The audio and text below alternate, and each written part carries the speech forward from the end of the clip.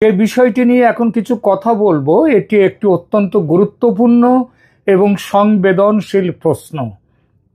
প্রশ্নটি হলো, বাংলাদেশে কি দ্রুত কোনো সেনা অভ্যুত্থান হতে চলেছে? প্রশ্নটি বহু মানুষের মনে ঘুরপাক খাচ্ছে, আমরা সবাই জানি। বিশেষ করে বাংলাদেশের বর্তমান রাজনৈতিক এবং সামাজিক প্রেক্ষাপটে এই প্রশ্নটি অত্যন্ত গুরুত্বপূর্ণ। তবে এই প্রশ্নের উত্তর দেওয়ার আগে আমাদের কিছু মৌলিক বিষয় বুঝতে হবে। প্রথমত আমাদের বুঝতে হবে যে সেনা অভ্যুত্থান কখন হয় ও কেন হয়। সেনা অভ্যুত্থান তখনই হয়, তাকেই বলে যখন সামরিক বাহিনী দেশের বেসামরিক সরকারের নিয়ন্ত্রণ দখল করে নেয়।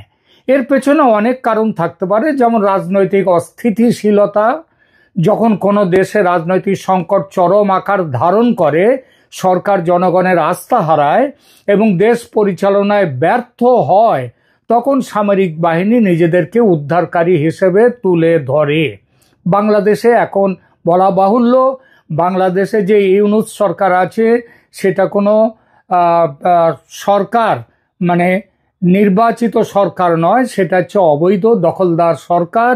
এবং তারা এসে যেভাবে কাজকর্ম করছে এবং করেছে, তাতে মনে হচ্ছে সামরিক বাহিনী, দেশের মানুষ চায় সামরিক বাহিনী নিজেদেরকে উদ্ধারকারী হিসেবে তুলে ধরুক।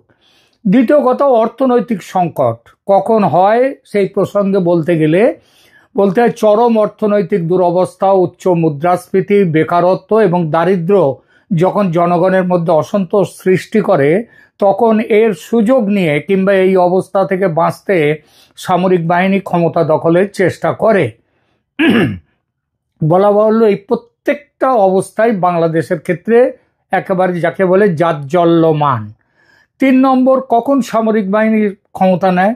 যখন সামরিক বাহিনীর ভেতরে অসন্তোষ থাকে।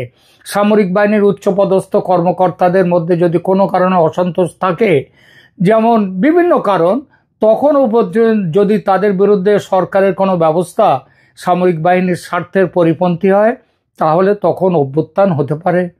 এবং এখানে যে সরকারকে সেনাবাহিনী এনে বসিয়েছে বাংলাদেশে, ইউনূস সরকারকে, সেই ইউনূস সরকার সেনাবাহিনীর কথা যে শুনছে না এবং তাদের কথা অমান্য করে, তাদের প্রস্তাব অমান্য করে চলছে, এটা তো জানা কথাই। 4 নম্বর, কখন আসে না, যখন বহিঃশক্তির প্রভাব অনেক সময় দেখা যায় যে কোনো বহিঃশক্তির ইন্ধনে বা সহায়তায় কোনো দেশে সেনা অভ্যুত্থান ঘটে। এবং 5, কোনো উচ্চাকাঙ্ক্ষী সেনাকর্তা যখন দেশের শাসক হতে চান। এবার আসি বাংলাদেশের প্রসঙ্গে। বাংলাদেশের ইতিহাস পর্যালোচনা করলে দেখা যায়, স্বাধীনতার পর থেকেই সামরিক বাহিনীর রাজনীতিতে একটি গুরুত্বপূর্ণ ভূমিকা ছিল। 1975 সালের 15ই আগস্টের মর্মান্তিক ঘটনা থেকে শুরু করে এরশাদ আমলের দীর্ঘ সামরিক শাসন মনে করিয়ে দেয় যে সামরিক বাহিনী বাংলাদেশে কতটা প্রভাবশালী ছিল বললে ভুল করা হবে। গত বছর শেখ হাসিনার পতনের পশ্চাতেও ছিল সেনাবাহিনীর মুখ্য ভূমিকা। তবে তফাৎ এক জায়গায়, গত বছর 2024-এ সুযোগ থাকা সত্ত্বেও সেনা কিন্তু ক্ষমতা দখল করেনি। এমনও বলা যায়, দখলের পথে এগিয়ে গিয়েও পিছিয়ে এসেছিল সেনাবাহিনী। জেনারেল ওয়াকারুজ্জামানের 5 আগস্ট 2024-এ দেওয়া ভাষণটি শুরু করুন, আমি আপনাদের সবার জানমালের ব্যবস্থা নিজের ঘাড়ে নিলাম, আপনাদের জানমালের রক্ষার কথা আমি নিজেই নিলাম। এই নিজে ক্ষমতা গ্রহণ কিন্তু তিনি করলেন না, তিনি মোহাম্মদ ইউনূসকে ক্ষমতায় বসালেন। এই ক্ষমতায় বসানো, এটা কি স্বেচ্ছায় বসানো, নাকি সেনাপ্রধান বাধ্য হয়েছিলেন ইউনূসকে ক্ষমতায় বসাতে? সেটা বোঝা যায় আমেরিকা ও পশ্চিমা বিশ্বের চাপে পতন ঘটেছিল হাসিনার সরকারের, এবং ইউনূস যে ক্ষমতায় বসেছেন সেটাও কিন্তু ওয়াশিংটনের ব্লু প্রিন্ট মাফিক। এটা আজকে পরিষ্কার হয়ে যাচ্ছে। ওই যে ইউনূস বলেছিলেন মেটিকুলাস ডিজাইন। 1 বছর আগে সম্ভাবনা থাকলেও সামরিক শাসন হয়নি দেশে। আজ 1 বছর পরে তাহলে এই কথা উঠছে কেন? অনেকেই মনে করছেন, এটাও বলছেন যে সেনাবাহিনী এগিয়ে গিয়ে পিছিয়ে আসছে, কারণ সেনাবাহিনীও এই সরকারের সাথে আছে। এই প্রশ্নটা স্বাভাবিক, কিন্তু তা হলেও তারপরেও আজকেও যদি বলা হয় গোপালগঞ্জের সেনাবাহিনী কি করেছে সেটা সবাই জানে, সেটা কোনো লুকোনো কথা নয়। কিন্তু তা সত্ত্বেও এখন কথা উঠছে যে সেনাবাহিনী বাংলাদেশের ক্ষমতা দখল করবে কি করবে না, তাদের করা উচিত। এই উচিতটা এর সবচেয়ে বড় কারণ হচ্ছে হাসিনা পরবর্তী ইউনূসের অন্তর্বর্তী সরকারের বিপুল ব্যর্থতা। বিপুল। এর ফলে 2025 সালের আগস্ট মাসে এসে দেখা যাচ্ছে বাংলাদেশ নামক দেশটি প্রতিষ্ঠার পর থেকে সবচেয়ে অস্থির অবস্থার মুখোমুখি আজ এসে দাঁড়িয়েছে। ঝুলিয়ে রাখা রাজনৈতিক পরিবর্তন ওটা হয়ে গেছে এখন যেন সেই গাদার সামনে গাজর ঝুলিয়ে দেয়া, সেই রকমই জনসাধারণের অস্থিরতা, দেশ চালানোয় চরম ব্যর্থতা এবং সরকারের বিরুদ্ধে সেনার অবিশ্বাস, সব মিলে মিশে সেনা অভ্যুত্থানের সম্ভাবনা ক্রমশ জোরদার হয়ে উঠেছে। শুধু দেশীয় কারণ নয়, কিছু আন্তর্জাতিক কারণও যুক্ত হয়ে এই সেনা অভ্যুত্থানের সম্ভাবনা আরো তীব্র করেছে। 2024 সালের আগস্টে যে অভ্যুত্থান বা আন্তর্জাতিক অভ্যুত্থান বা ষড়যন্ত্র যেটাই বলুন না কেন, সেটা আন্তর্জাতিক ষড়যন্ত্রের বলি হয়েছিল হাসিনা সরকার। দেশের মানুষ আন্তরিকভাবে চেয়েছিল নতুন সরকার এসে একটা হিলিং টাচ দেবে, শান্তি এবং স্বস্তি ফিরবে দেশে। গত 1 বছরের অভিজ্ঞতা তার একেবারেই বিপরীত। এতটাই বিপরীত যে মানুষ এখন বলছে পরিষ্কারভাবে রাস্তায় নেমে যে হাসিনার আমল অনেক ভালো ছিল। তাদের উপরে নানা রকম অত্যাচার নেমে আসছে, তা সত্ত্বেও এই কথাগুলো বলবার লোক কিন্তু আজকে কম নেই বাংলাদেশে। তারা স্পষ্টভাবে বলছে এই 11 মাসে কি অভিজ্ঞতা অর্জন করেছে মানুষ। জনগণের অবিশ্বাস এবং বারবার গণবিক্ষোভ, সেইটা এই অভিজ্ঞতা হয়েছে। দেশব্যাপী পুলিশ ধর্মঘট এবং পরবর্তীতে আইন প্রয়োগকারী সংস্থার পতন, যার ফলে বেসামরিক শৃঙ্খলায় সেনাবাহিনীর ভূমিকা আরও গভীর হয়েছে।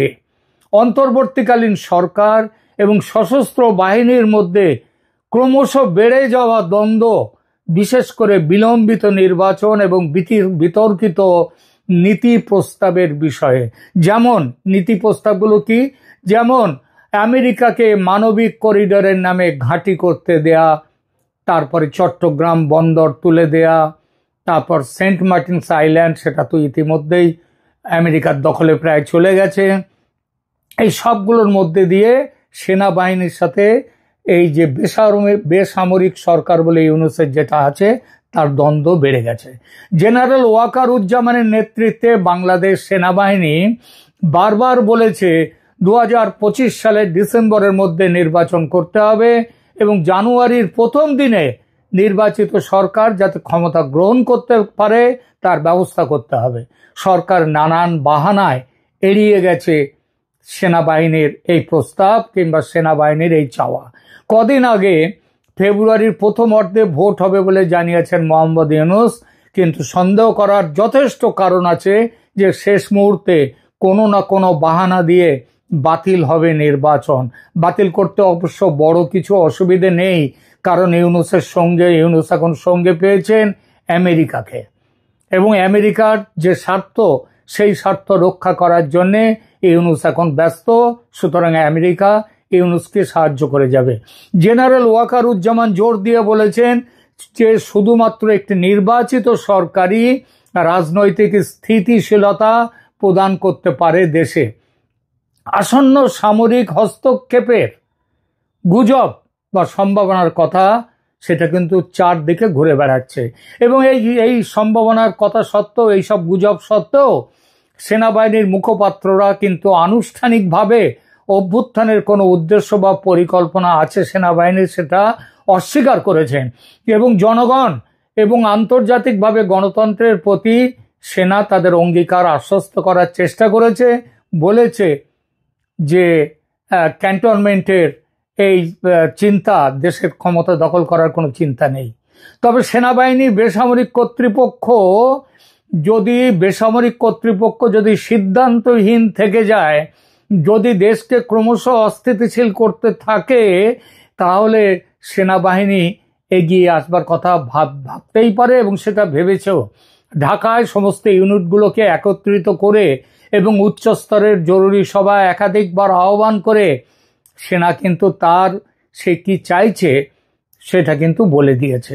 সরকারের দুর্বলতা এবং ঝুঁকি, অন্তর্বর্তীকালীন বেসামরিক প্রশাসন ভেঙে পড়েছে, একাধিক প্রতিদ্বন্দ্বী ক্ষমতা কেন্দ্র এবং বিতর্কিত পদক্ষেপ যেমন নিয়োগ এবং বৈদেশিক সম্পর্কের নীতি নিয়ে সেনার সাথে সংঘাত বেঁধেছে। ছাত্র গোষ্ঠীগুলি বৃহৎ আকারের বিক্ষোভ অব্যাহত রেখেছে, কখনো কখনো সহিংস হয়ে উঠছে, যা পুনর্গঠনের সেনার ভূমিকা আরও বাড়িয়ে তুলবার পথে এগিয়ে নিয়ে যাচ্ছে।